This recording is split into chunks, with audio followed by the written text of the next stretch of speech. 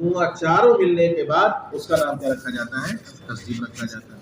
تو گویا کہ حکما اور امام راضی کی تصدیق میں کیا ہے؟ اختلاف۔ حکما کے نزدیک تصدیق نام ہے صرف حکم کا، یعنی جو نفس اذعان ہے۔ نفس اذعان کس کو کہتے ہیں؟ کسی بات کا یقین، اس کو سمجھو۔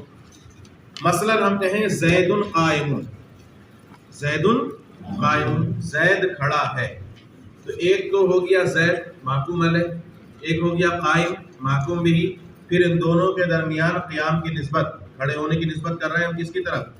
زید کی طرف، تین ہو گئی۔ اب جو نسبت ہم نے کی ہے کھڑے ہونے کی، واقعی وہ کھڑا ہے یا نہیں کھڑا ہے؟ واقعی وہ کھڑا ہے یا نہیں کھڑا ہے، اسی کا نام کیا ہے؟ اذعان ہے۔ اگر واقعی وہ کھڑا ہے یعنی یقیناً جو ہم نے کہا تھا وہ صحیح ہے، اسی کو ہم کہیں گے کہ یہ اذعان ہو گیا، اور اسی کا نام کیا ہے؟ تصدیق۔ مثلا میں کہوں کہ یہ چیز ہری، یہ مان لو اس کا کرتا ہے، القمیص اخضر، یہ قمیص کیا ہے؟ ہری ہے، تو میں نے اس کی طرف ہرے ہونے کی نسبت کر دی، ٹھیک ہے۔ تو اب یہاں پر ایک تو قمیص ہوا، ایک اخضر ہوا، پھر اخضر کی نسبت کی کس کی طرف؟ قمیص کی طرف۔ اب دیکھیں بھی واقعی جو ہم نے کہا تھا کہ یہ ہرا ہے کہ نہیں؟ ہرا ہے، یہی ہے کیا؟ اذعان۔ یہی کیا ہے؟ اذعان۔ اسی کا نام ہے وقوع نسبت، اسی کا نام ہے اذعان، اسی کا نام ہے یقین، اور اسی کا نام ہے تصدیق۔ یہی حکما کہتے ہیں کہ اسی حکم کو ہم کیا کہیں گے؟ تصدیق۔ جب تک یہ نہیں ہوگا تصدیق ہو ہی نہیں سکتی، گویا کہ اصل تصدیق ہی کون ہے؟ حکم ہے۔ باقی یہ ساری چیزیں تو تصورات تھی، محکوم علیہ کا تصور، محکوم بہ کا تصور، اور جو نسبت کی تھی ہم نے، اگر ہمیں اس میں شک ہو جائے کہ پتہ نہیں ہرا ہے کہ نہیں ہے، تو تصدیق ہوگی؟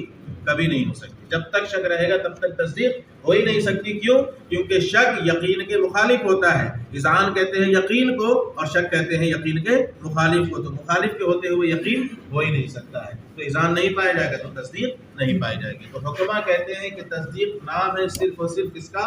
حکم کا۔ ہمیں جو آخر میں یقین ہوتا ہے اسی یقین کا نام کیا ہے؟ امام راضی کہتے ہیں کہ تصدیق نام ہے تصورات ثلاثہ اور حکم کے مجموعے کا۔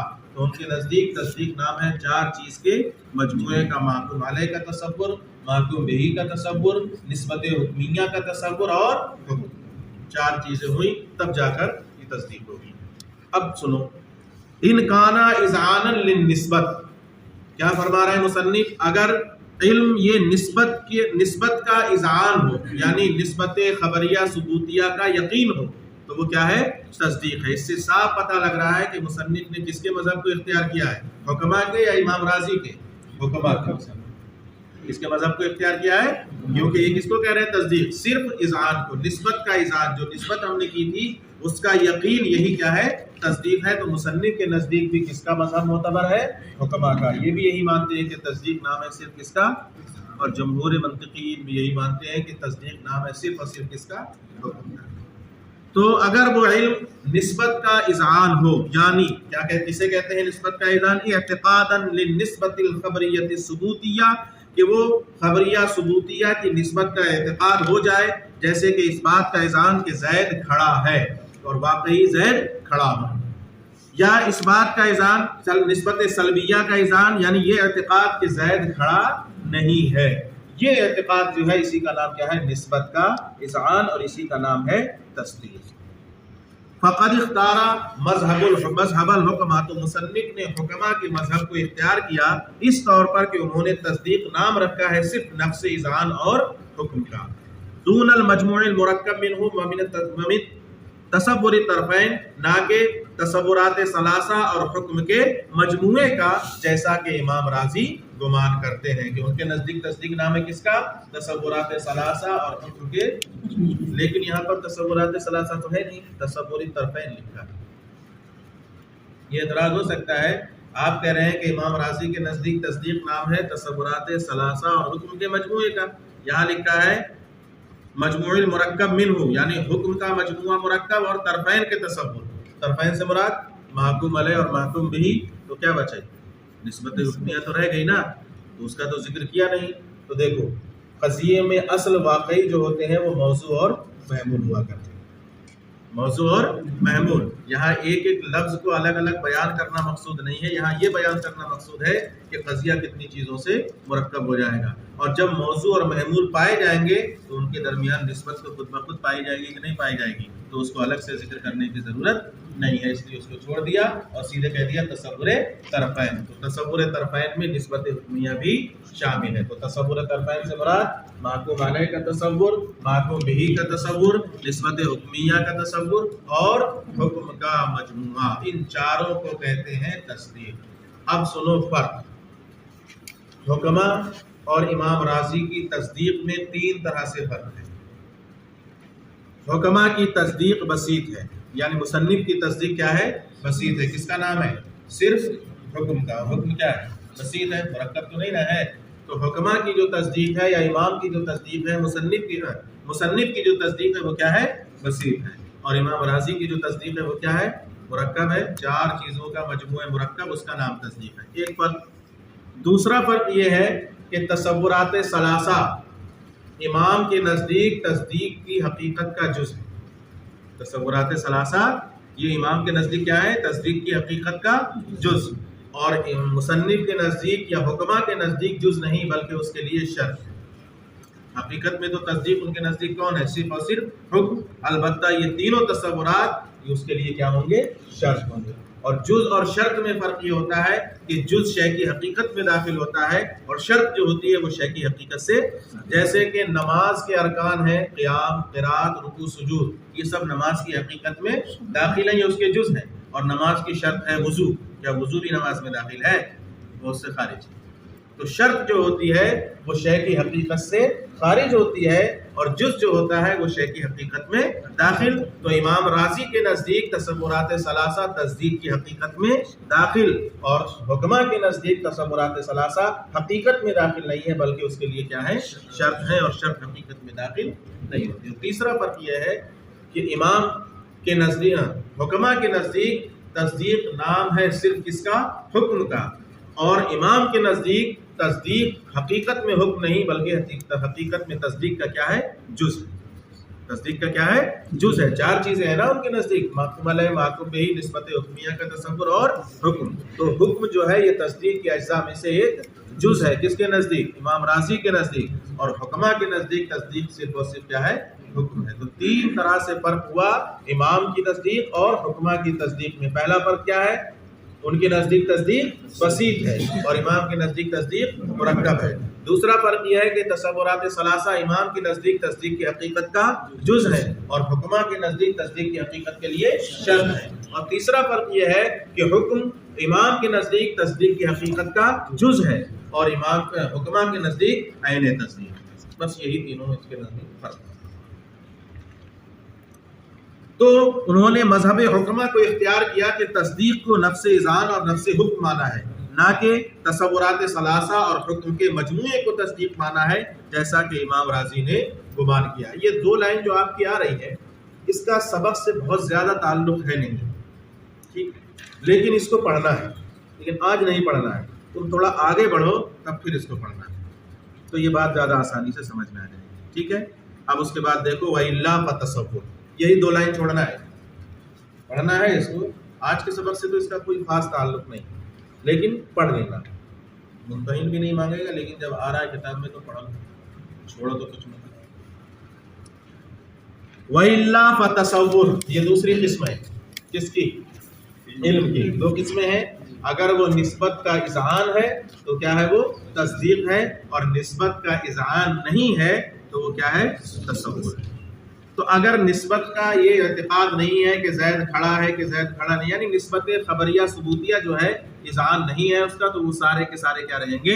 تصور. تصور میں کئی چیزیں ہیں, تصور میں کئی چیزیں, جہاں جہاں اذعان نہیں ہوگا وہ سب کس میں چلے جائیں گے؟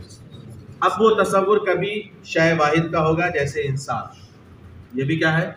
تصور ہے. کبھی ایک سے زیادہ چیزیں ہوں گی لیکن دونوں کے درمیان کوئی نسبت نہیں ہوگی, زید بکر خالد, زید بکر خالد, ایک سے زیادہ چیزیں ہیں لیکن سب کے درمیان کوئی نسبت نہیں, تب بھی کیا ہے؟ سب کے سب تصور ہے. کبھی ایک سے زیادہ چیزیں ہوں گی لیکن ان کے درمیان نسبت ہوگی لیکن نسبت تامہ نہیں ہوگی, نسبت تامہ نہیں ہوگی بلکہ نسبت کیا ہوگی؟ ناقصہ. اور ناقصہ میں مثال کے طور پر تقییدیہ ہوگی، یعنی مضاف الیہ ہو، جیسے غلام و زید، زید کا غلام. یہ بھی کیا ہے؟ تصور کے تصدیق. تصور یہ بھی کیا ہے؟ تصور. اور کبھی نسبت غیر تقییدیہ ہوگی، جیسے فدار. جیسے فدار، فدار بھی کیا ہے؟ تصور کے تصدیق. تصور. کبھی نسبت تامہ ہوگی، ناقصہ نہیں، نسبت تامہ ہی ہوگی لیکن خبریہ نہیں ہوگی بلکہ انشائیہ ہوگی، جیسے اضرب. یہ بھی کیا ہے؟ یہ بھی کیا ہے؟ تصور ہے، تصدیق نہیں. تو جہاں جہاں اذعان نہیں ہوگا وہ سارے کے سارے کیا کہلائیں گے؟ تصور. اب اس کی کئی صورتیں ہیں. کبھی شے واحد ہوگی، اس کا بھی تصور ہوگا. ایک سے زیادہ چیزیں ہوں گی لیکن ان کے درمیان کوئی نسبت نہیں ہوگی، زید بکر خالد. کبھی ایک سے زیادہ چیزیں ہوں گی لیکن ان کے درمیان نسبت ہوگی لیکن نسبت تامہ نہیں ہوگی. کبھی ایک سے زیادہ چیزیں ہوں گی، نسبت تامہ بھی ہوگی لیکن نسبت خبریہ ثبوتیہ نہیں ہوگی بلکہ انشائیہ ہوگی. یہ سارے کے سارے تصور ہوں گے. اور کبھی نسبت تامہ خبریہ ہوگی لیکن وہاں پر شک ہوگا، لیکن وہاں پر شک ہوگا. اور جب شک ہوگا تب بھی وہاں پر اذعان نہیں پایا جائے گا. اور جب اذعان نہیں پایا جائے گا تو تصدیق نہیں ہوگی، وہ بھی کس میں چلا جائے گا؟ تصور میں چلا جائے گا. تو اس سے ایک چیز اور بھی سمجھ میں آئی کہ نسبت حکمیہ اور حکم دونوں الگ الگ چیزیں ہیں. ایسا ہو سکتا ہے کہ کہیں کہیں نسبت حکمیہ ہو لیکن اذعان نہ ہو. مثلا میں کہہ دوں کوئی چیز کہ فلاں کاتب ہے اور پھر مجھے اس میں شک ہو، پتہ نہیں ہے کہ نہیں ہے، کہہ تو دیا کہ وہ کاتب ہے. اب شک ہو جائے پتہ نہیں کاتب ہے کہ نہیں، تو یقین ہوگا اس کا.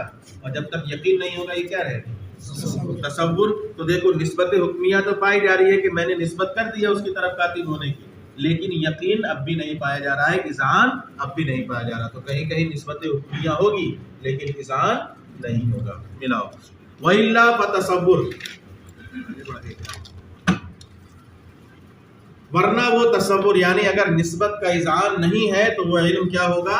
تصور ہوگا. سواء کان ادراکا لامر واحد، اب چاہے وہ ایک امر کا ادراک ہو جیسے کہ زید کا تصور، ولامور متعددۃ بدون نسبت، یا چند امور کا ادراک ہو بغیر نسبت کے جیسے کہ زید اور عمر کا تصور، یا نسبت کے ساتھ ہو لیکن نسبت غیر تامہ ہو جیسے غلام و زیدین کا تصور، یا نسبت تامہ ہو لیکن کون سی ہو؟ انشائیہ ہو جیسے اضرب کا تصور، یا نسبت تامہ خبریہ ہو لیکن کیا ہو؟ وہ شک، خیال اور وہم کے ساتھ ہو. تو اس صورت میں بھی کیا رہے گا؟ وہ تصور رہے گا، تصدیق نہیں رہے گا. ترجمہ ملاؤ.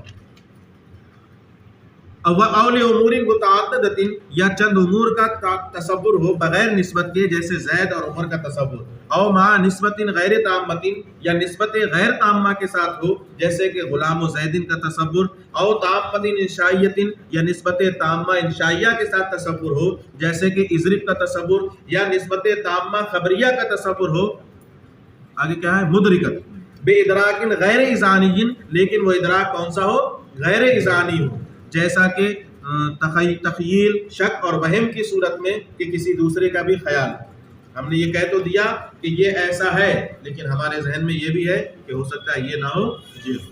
تو یہ دوسرے کا خیال یا دوسرے کا شک یا وہم، تردد کے پیدا ہو جانا بھی اس کو تصدیق ہونے سے کیا کر دے گا؟ خارج کر دے گا اور داخل کر دے گا کس میں؟ تصور میں. تو تصور کی کئی صورتیں ہو گئیں. تو اذعان کے علاوہ جتنی صورتیں ہیں وہ سب کی سب کس میں جائیں گی؟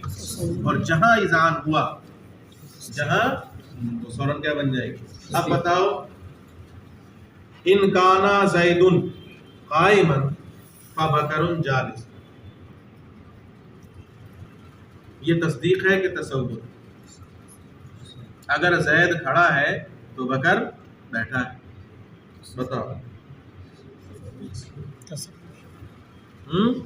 سبق ہو گیا تمہارا؟ میں ویسے ہی پوچھ رہا ہوں. اتنا تو پڑھا ہوگا تم نے، کوبرا پڑھی ہوگی، مرقات پڑھی